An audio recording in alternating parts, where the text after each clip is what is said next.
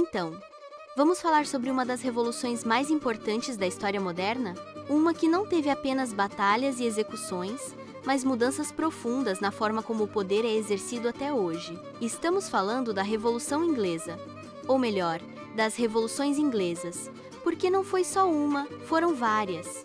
E cada uma delas deixou marcas na política, na economia e principalmente no papel da burguesia no mundo ocidental. Se você estuda para concursos, essa é uma matéria essencial. Afinal, quantos eventos históricos podem se gabar de terem executado um rei, instituído uma república autoritária e depois encerrado tudo com uma revolução sem sangue? Tudo isso aconteceu na Inglaterra do século XVII. E aí vai uma pergunta crucial. Como uma classe social antes marginalizada conseguiu derrubar a monarquia absolutista e abrir caminho para a Revolução Industrial? É isso que vamos entender agora. Mas antes, vamos voltar um pouco no tempo. Para compreender o presente, precisamos visitar o passado. E o grande palco desse confronto começou com a dinastia Tudor. Henrique VIII, Elizabeth I, nomes que todo mundo já ouviu falar.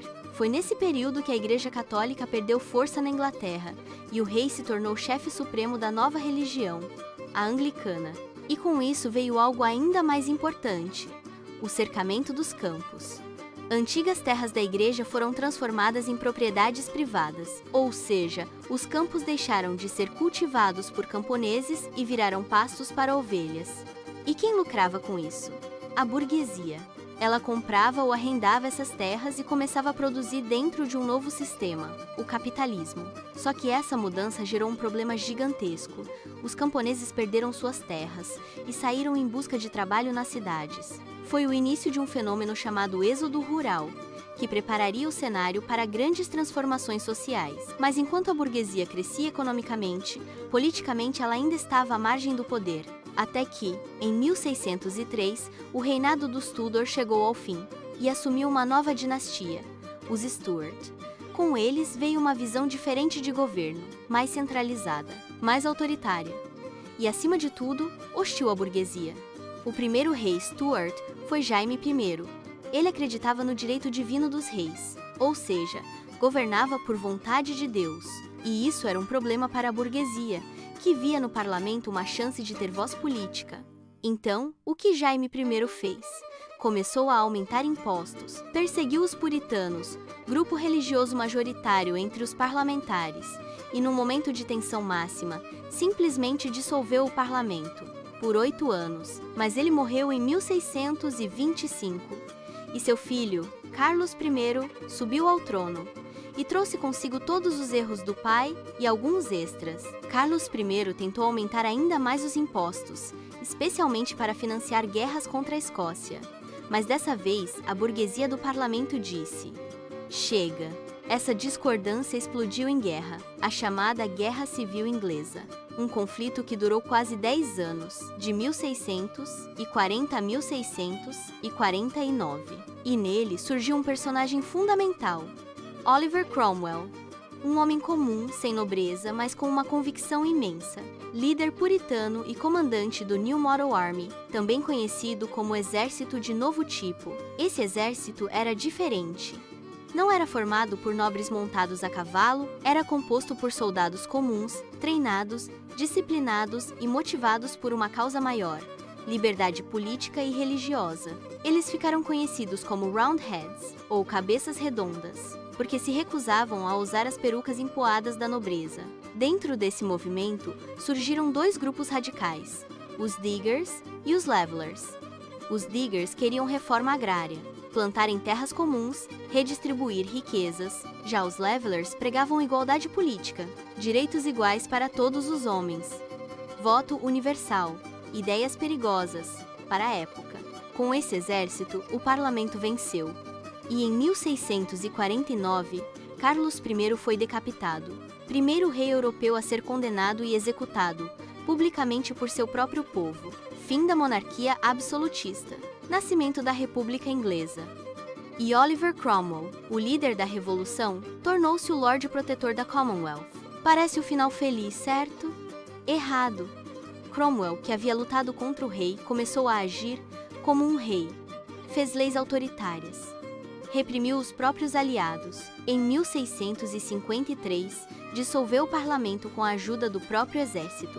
E os Diggers e Levelers, que tinham sido peças-chave da Revolução, foram perseguidos, alguns mortos, outros presos. A promessa de liberdade virou ditadura.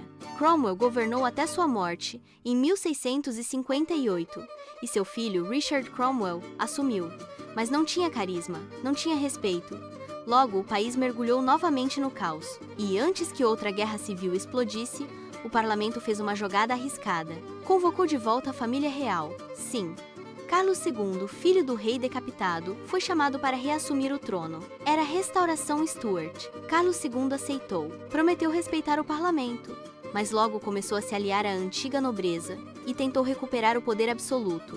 Mais uma vez, o parlamento viu o autoritarismo crescer. E mais uma vez, agiu. Carlos II morreu em 1685 e seu irmão Jaime II assumiu. Católico, autoritário, centralizador. A mesma receita que já tinha dado errado antes. Mas o parlamento não esperou.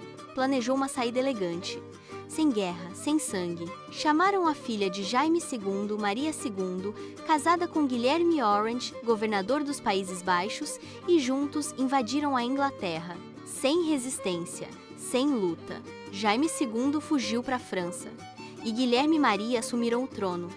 Foi a Revolução Gloriosa de 1688. Mas o mais importante não foi como ela aconteceu, foi o que ela representou.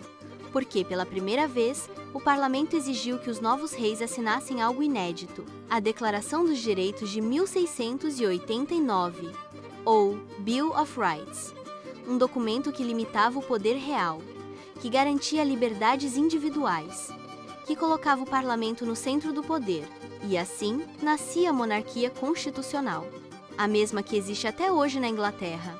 A burguesia, que vinha crescendo desde os tempos dos cercamentos, finalmente conquistou o controle político, e isso explicará poucos anos depois. Por que a Revolução Industrial começou justamente na Inglaterra? Porque foi lá que a burguesia se tornou classe dominante. Foi lá que o capitalismo se consolidou. Foi lá que o Estado passou a servir aos interesses do mercado. Essa é a verdadeira importância dessas revoluções. Elas não foram apenas episódios violentos de uma história distante.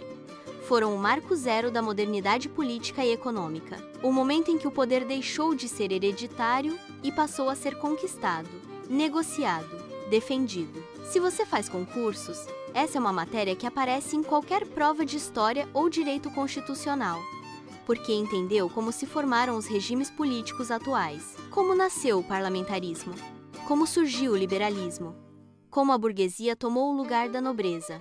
Então guarde bem, as revoluções inglesas são muito mais que datas e nomes, são a origem do mundo moderno. E agora você não só sabe disso, como pode explicar a qualquer um. Pronto, isso é tudo por hoje. Se você achou esse conteúdo útil, aproveite para dar aquele like, se inscrever no canal e ativar o sininho para não perder nenhum vídeo. E se tiver dúvidas ou quiser ver mais detalhes sobre algum personagem ou evento, escreve nos comentários. Nos vemos no próximo vídeo!